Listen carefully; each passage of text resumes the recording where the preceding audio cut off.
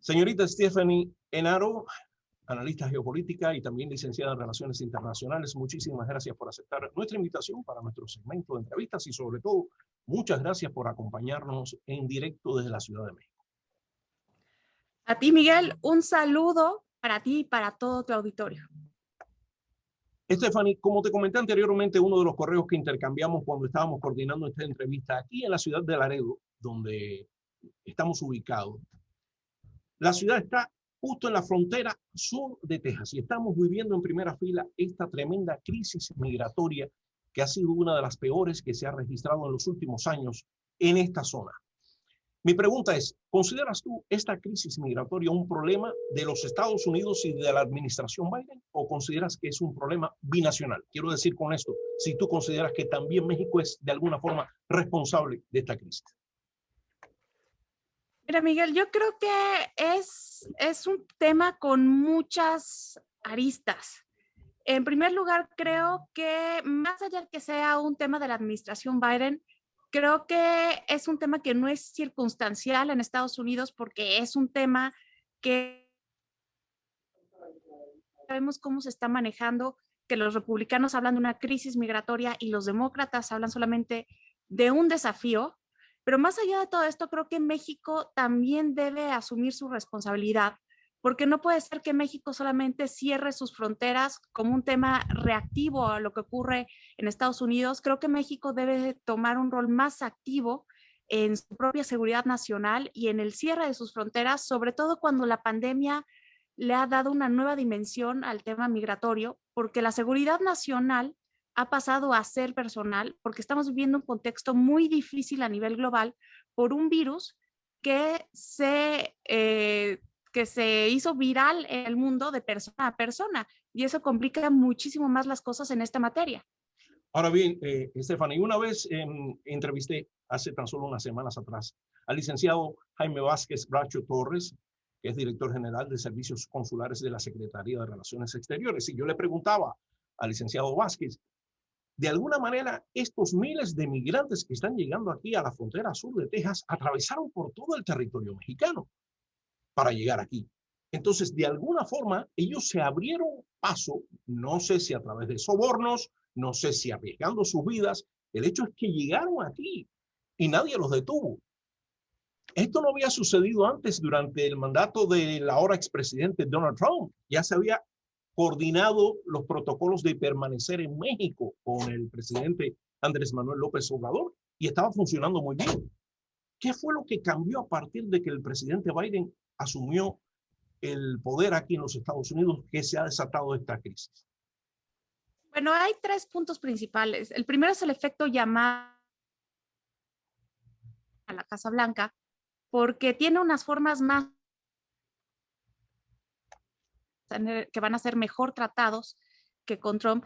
También él se ha pronunciado en contra del retorno inmediato de los niños migrantes y de la separación de familias, como lo hacía Donald Trump, y esto resulta atractivo para algunas personas que están ya desesperadas por las... También hay que agregar el contexto de pandemia.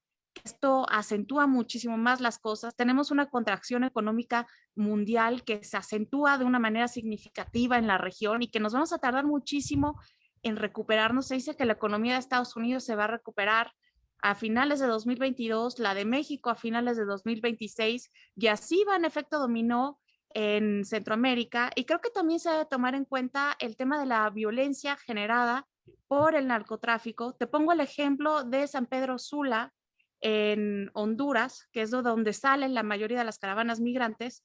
A principios de los 90 era un hub comercial, pero desde que la mayoría de la cocaína que se dirige a Estados Unidos comenzó a pasar por esa ciudad, la violencia comenzó a incrementar. Tienen una tasa de homicidios similar a la de Siria, que está en medio de una guerra civil, y entonces las inversiones y ese círculo virtuoso de desarrollo desapareció y obliga a las personas a salir. Entonces yo creo que esa combinación de tres factores es lo que ha hecho las cosas diferentes entre la administración de Joe Biden y la administración de Donald Trump. Sin embargo, Stephanie, México está atravesando también por una severa crisis de casos de contagio por COVID-19, incluso es el tercer país a nivel mundial en términos de números de fallecimientos registrados a consecuencia de este COVID-19. La entrada masiva de estos inmigrantes indocumentados por la frontera sur de México, de alguna forma no contribuye a agudizar esta crisis sanitaria por la cual ya está atravesando México, que apenas se está recuperando, que apenas está tratando de salir a flote para recuperarse de esta crisis de COVID-19? Mira, yo creo que el caso de México es muy grave. Yo creo que México no ha ni siquiera salido de la primera ola, por lo tanto no podemos hablar de la segunda y la tercera oleada. No ha habido una buena gestión de la pandemia. Es verdaderamente lamentable los cerca de ya 200,000 muertos que tenemos y los un poco más de 2 millones de contagios. Sí. Stephanie, ¿tú crees que perdón, ¿tú crees que el gobierno de Andrés Manuel López Obrador ha hecho lo suficiente para detener la entrada de inmigrantes indocumentados a través de la frontera sur de México? Definitivamente no. Yo creo que hay muchas cosas por hacer, pero también es una frontera muy difícil de controlar. Primero porque hay un río, después porque está cerca de la selva lacandona y es un recurso que usan muchos migrantes para poder entrar. Entonces es una frontera porosa, por definición. Ahora bien, tocabas el tema de los contagios con los migrantes. Ese tema es importante porque al principio de la pandemia se detectaron casos de migrantes que fueron deportados desde Estados Unidos hasta México y Centroamérica que estaban contagiados. Y también de este lado de la frontera, en lo que va 1,200 migrantes contagiados, lo cual no solamente exponencia los casos, sino también nos habla del riesgo de que se ponen en riesgo las campañas de vacunación por todas las variantes que hay en el mundo y de una vida que se puso en riesgo por las condiciones que no llevaban al desarrollo. Claro. Stephanie, esta semana una delegación de la administración Biden, encabezada por la señora Roberta Jacobson, que ex embajadora de Estados Unidos en México, visitó la capital mexicana, se reunió con funcionarios de la administración del presidente López Obrador para hablar sobre planes de desarrollo, pero también para coordinar la respuesta a esta crisis migratoria. Tengo entendido que existe la percepción por parte de algunos analistas, no sé si tú estás entre ellos, por parte de algunos analistas políticos, de que esta visita fue como una especie de quid pro quo, de que llegaron y le ofrecieron al gobierno mexicano 2.7 millones de dosis de la vacuna AstraZeneca contra el COVID-19, a cambio de que fortaleciera el flujo migratorio por la frontera sur. ¿Qué puedes decir sobre esa percepción? Las declaraciones oficiales, Miguel, dicen que los dos eventos no están relacionados, pero es muy difícil poner los eventos en un cronograma y no ver que están ligados. Yo creo que esto fue parte de una negociación, así lo veo, y es un tema sumamente importante porque en un momento del mundo en que la mayoría de las reuniones son virtuales, esta fue una reunión de alto nivel que se llevó a cabo de manera presencial y eso refleja su importancia, aparte de que el tema ya ha escalado de la ex embajadora Roberta Jacobson a Kamala Harris. Exacto, que ha sido nombrada, el día de ayer fue nombrada por el presidente Biden como la responsable, la encargada de lidiar con la crisis migratoria y también con las autoridades mexicanas, tengo entendido, que eso abarca su nombramiento.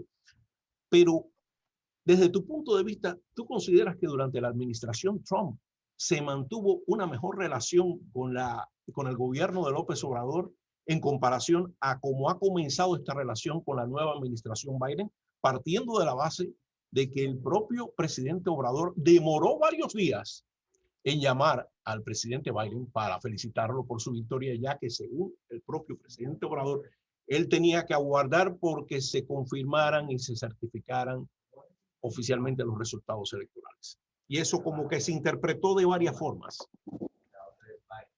Claro, yo creo que hay dos. Primero es el tema de las personalidades. No es ningún secreto que el expresidente Donald Trump sentía una afinidad por el presidente López Obrador. Incluso se dice, se rumora y se comenta que le decía Juan Trump porque lo veía como un luchador social igual que él, que había sido capaz de derrocar al establishment. Y vemos que la relación bilateral en tiempos de Biden empieza primero en medio de una pandemia, que nuestro presidente se tarda en felicitarlo y en la carta de felicitación que le manda, le recuerda la importancia de la doctrina Estrada mexicana que tiene que ver con la no intervención. Entonces creo que desde ahí se está marcando una pauta, aparte de que hay diferencias en prioridades. El presidente Joe Biden ha abogado desde su campaña por las energías limpias, por los derechos laborales, por la democracia, y aquí parece que vamos a la dirección contraria, y sobre todo es que Joe Biden es un presidente post-populista, cuando aquí todavía seguimos teniendo un presidente populista. Stephanie, México, o el gobierno mexicano, cerró por 30 días más la frontera con Estados Unidos. La frontera norte de México, lo que viene siendo la frontera sur de los Estados Unidos, a los viajes no esenciales por cuestiones relacionadas con la propagación del COVID-19.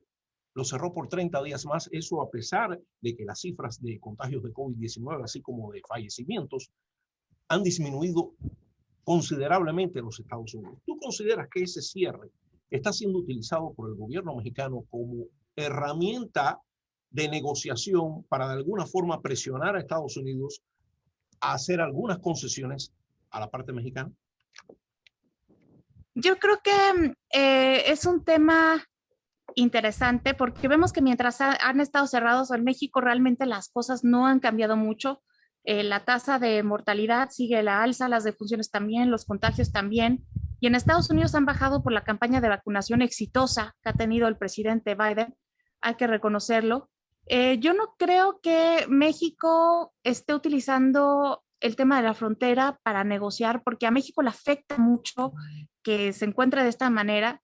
Cerca del 80% de nuestras exportaciones van hacia los Estados Unidos, entonces yo creo que no sería muy inteligente arriesgar la economía por un tema sumamente político. Sin embargo, me remito a lo declarado hace unos años atrás por el ex canciller del presidente panista Vicente Fox, Jorge Castañeda. ¿Te acuerdas de él, verdad? Bueno, por supuesto. Claro. Jorge Castañeda, él dijo una vez que México debería utilizar el tema migratorio, o sea, de dejar pasar a miles de inmigrantes centroamericanos rumbo a Estados Unidos como una herramienta de presión, o sea, de una válvula. Te cierro la válvula o te abro la válvula para dejar, para inundarte tu territorio de inmigrantes indocumentados procedentes de Centroamérica, o te la cierro y te paro esa avalancha de inmigrantes, tipo el Mariel en el año 80, cuando Fidel Castro dejó salir a miles de cubanos de las cárceles de todas partes en balsa y en barcos rumbo a Miami, inundó Miami de cubanos y le costó la presidencia a Jimmy Carter. ¿Tú no crees que hay cierta lógica en lo que planteó Castañeda hace unos años atrás? Creo que definitivamente sería una buena estrategia, porque el tema migratorio en Estados Unidos tiene una connotación electoral muy... el tema a Kamala Harris, de la misma manera que cuando él era vicepresidente con Obama, Obama le delegó el tema de la reducción de tropas en Irak. Es un tema sumamente político. Yo creo que suena bien de una manera estratégica, pero yo creo que también está el tema del coronavirus y cómo la migración no ordenada y no regulada puede exponenciar los casos, y las declaraciones han ido en el simple hecho de que nuestra frontera sur es muy porosa. Y ya para terminar, Stephanie, existe también la industria del COVID-19, ¿correcto? La industria ilegal del COVID-19, del tráfico de vacunas, de balones de oxígeno, e incluso en la Ribera Maya, ¿no es correcto? Creo que se están vendiendo vacunas supuestamente para el COVID-19. ¿Qué me puedes decir sobre eso? Mira, este es un tema que tiene muchas aristas a nivel global y que es muy preocupante porque pone en riesgo la salud de las personas antes que nada. Y mientras la economía formal está en problemas, la economía del crimen organizado en cualquier preocupa. El tema los cárteles del COVID, que así me gusta llamarlos, no solamente está en México, está en todo el mundo. Vemos, por ejemplo, que en México, en la Ribera Maya, se han detectado laboratorios que te venden resultados falsos de pruebas de PCR por 1/3 de lo que cuesta una prueba normal. Pero no solamente esto se ha detectado en México, se ha detectado también en Francia, en Inglaterra, en Irlanda. Sí, y en Hay otra Australia. vertiente que es de las vacunas ilegales que se venden en la web. En Australia, en la dark web, se han llegado a vender vacunas por $24,000 australianos, solamente una dosis. Y en Campeche, recientemente se han decomisado vacunas falsas de la Sputnik 5, que esto es una vertiente que ya venía de China, en donde se podían encontrar vacunas falsas con sustancias muy dañinas, hasta vacunas que solamente tenían agua con sal. Stephanie, discúlpame que regrese rápidamente a lo que estábamos tocando con respecto a frenar la ola de migrantes procedentes de Centroamérica. El Triángulo Norte de Centroamérica, los 3 países, integrados por Honduras, El Salvador y Guatemala. Biden quiere enviar $4,000 millones de ayuda porque dice que hay que enfrentar el problema en su raíz. Sin embargo, tú calificaste esta ayuda en una entrevista que realizaste el día de ayer con El Sol de México. Lo calificaste de un parche. ¿Por qué? Yo creo que simplemente ir y dar dinero no va a solucionar las cosas si no se ve el problema de una manera integral. Y yo creo que mucha de esta violencia que impide el desarrollo está ligado a temas de narcotráfico. Por lo que desde mi punto de vista, hasta que no se toque el tema de la ligación de las drogas de una manera integral, no se va a parar el tráfico de personas. La situación en Honduras es realmente insostenible debido a estos nexos con el narcotráfico, y creo que se debería de tratar de esta manera porque estamos en un momento del mundo tal que ya nos hemos dado cuenta que América no solamente es un país, América es un continente que está interconectado, y lo que afecta en un lugar, la afecta el otro, y debemos dejar de ser egoístas. La famosa aldea global. Correcto, es lo que ha quedado expuesto con la pandemia, porque desde los individuos hasta las naciones nos hemos dado cuenta, de que América no solamente es un país, América es un continente que está interconectado, que lo que afecta en un lugar le afecta al otro, y que entre las naciones como entre los individuos, si el otro no está bien, tú tampoco estás bien. Yo pensé que ibas a decir entre las naciones como entre los individuos, el respeto al derecho ajeno es la paz. Pues yo creo que había que actualizarlo para decir que el respeto a la salud ajena es la paz. Okay. 15 segundos para terminar. Pronóstico de la analista geopolítica Stephanie Enaro de las relaciones, del futuro de las relaciones entre México y Estados Unidos. Yo creo que es una relación bilateral que tiene un inicio difícil y que va a ser complicado por el contexto de pandemia por el que estamos atravesando. Mira, en el tema migratorio, en febrero se detectaron aproximadamente 100,000 detenciones, y esto representó un 28% de aumento con respecto a enero. Y en marzo se están detectando aproximadamente 4,000 detenciones diarias. Entonces yo creo que definitivamente será un tema que dará mucho de qué hablar y que causará muchos dolores de cabeza. Stephanie, antes de concluir, quiero que tú termines con la frase con la cual tú concluyes tus intervenciones y tu programa en las redes sociales. Yo aquí en mi noticiero, el noticiero, comienzo siempre diciendo así están las cosas por el barrio, y ahí arranco con la información, pero tú terminas tu programa diciendo una frase muy tuya. ¿Cuál es? El último en salir. Repítelo otra vez, se cortó. Yo me la sé, pero quiero que la digas tú. El último en salir, ¿qué? El último en... Repeat again. El último en salir. Yo me despido, pero el último en salir, apague la luz. Perfecto, ahí está. El último en salir, apague la luz. Y con esa nos vamos. Stephanie Enaro, analista geopolítica y licenciada en Relaciones Internacionales. Me dio mucho gusto contar con tu presencia en este segmento de entrevistas y sobre todo con tus puntos de vista y opiniones en directo desde la Ciudad de México. Esperemos que en próximas entrevistas podamos contar con una mejor conexión de Internet. Espero que sí, Miguel. Gracias por la invitación. Quedo pendiente. Y cuento contigo, ¿ok? Claro que sí. Aquí Cuídate estaremos. mucho. Gracias.